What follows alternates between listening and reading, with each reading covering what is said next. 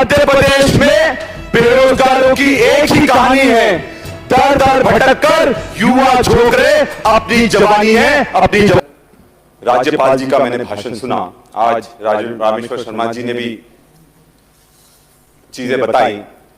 बात यह है कि इन दोनों भाषणों में एक चीज साफ थी, रोजगार का मुद्दा गायब था। जो रोजगार आज युवाओं के लिए सबसे बड़ा मुद्दा बन गया है। इस प्रदेश का हर युवा एक ही चीज पुकारता है, रोजगार, रोजगार, रोजगार। और उनकी पीड़ा मैं आप सबके सामने रखना चाहूंगा। बेरोजगार हैं साहब, इन्हें रोजगार चाहिए। भ्रष्टाचार में लोग खूब नौकरी पा रहे हैं, रिश्वत की कमाई खूब मजे से खा रहे हैं। नौकरी पाने के लिए यहां जुगाड़ चाहिए। बेरोजगार हैं साहब, इन्हें रोजगार चाहिए। टैलेंट की कोई कमी नहीं मध्य प्रदेश की सड़कों पर। दुनिया बदल देंगे, भरोसा करो इन लड़कों पर। कैसे मिले नौकरी जब नौकरी ही बिकी जा रही है। नौकरी की प्रक्रिया में अब तो सुधार चाहिए। बेरोजगार हैं साहब, इन्हें रोजगार चाहिए। साहब, मैं सभी यहां पर उपस्थित विधायकों को मैं एक चीज कहना चाहूंगा कि रोजगार का महत्व आज सबसे ज्यादा हो गया है।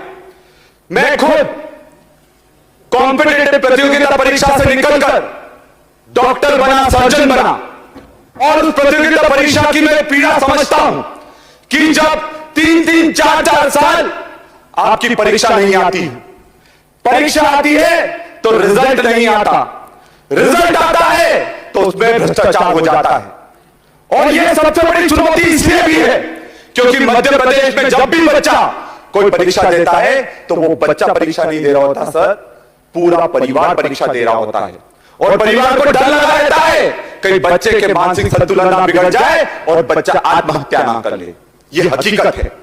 और यही सी स्थिति 2 दिन पहले इंदौर के एक बालक ने एमपीपीएससी की जो तैयारी कर रहा था, उसने आत्महत्या कर ली। उसके आत्महत्या करने से शायद कुछ लोगों को फर्क नहीं पड़ेगा, पर यह सिस्टम के मुंह पर जबरदस्त तमाचा है। क्योंकि आज अगर हम अपने बच्चों को रोजगार नहीं दे पा रहे हैं तो हम उनके लिए कुछ अच्छा नहीं कर रहे हैं। और सबसे बड़ी बात मैं सभापति जी के सामने रखूंगा। आज मेरा एक तारांकित प्रश्न था कि कितनी भर्तियां हुई, उनकी कब विज्ञप्ति निकली, और विज्ञप्ति निकली तो उसका क्या हुआ, और अगर विज्ञप्ति निरस्त हुई तो उन बच्चों को वह पैसे वापस करेंगे कि नहीं करेंगे। मैं आपको बताना चाहूंगा सभापति जी, उस प्रश्न का मुझे उत्तर नहीं दिया गया। क्या यह विधायक के प्रोटोकॉल का उल्लंघन नहीं है कि प्रश्न पूछे जाने पर उसका उत्तर नहीं दिया जाए। मैं एक और बात कहता हूं कि मध्य प्रदेश में सरकार और मुख्यमंत्री बहुत वादे करते हैं, और जिस तरह के वादे अतिथि शिक्षकों के साथ किए गए, अतिथि विद्वानों के साथ किए गए, आशा कार्यकर्ताओं, आंगनवाड़ियों के साथ करेंगे, सबको छल लिया गया है। और आज बेरोजगारी, पलायन का सबसे बड़ा कारण है। मैं एक आदिवासी हूं, आदिवासी अंचल से आता हूं। हमारे पूरे लोग गुजरात जाते हैं नौकरी करने के लिए।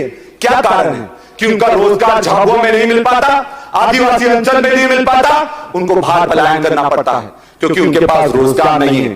क्या कारण है मध्य प्रदेश में एसटी/एससी बैकलॉग के 1.5 लाख से ज्यादा पद खाली पड़े हुए हैं। क्या कारण है कि आदिवासियों के लिए जो पैसा आता है, जो उनके अधिकार का पैसा है, ट्राइबल सब प्लान का पैसा है, उसका 207 करोड़ रुपए दूसरे विभाग में दे दिया जाता है। ये शर्म की बात है सभापति जी। और सबसे बड़ी बात, मध्य प्रदेश में रिटायरमेंट की उम्र 62 से बढ़ाकर 65 करने जा रहे हैं। 5 लाख लड्डुओं की तो बात बता रहे हो, पर 5 लाख रोजगार कब दो ये भी बताओगे हम आपको।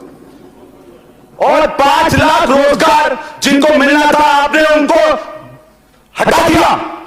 आपको ये समझना चाहिए कि अगर आपको सेवानिवृत्त 5 लाख लोग हो रहे हैं तो 5 लाख युवाओं को रोजगार मिल जाता, 5 लाख कर्मचारियों को प्रमोशन मिल जाता।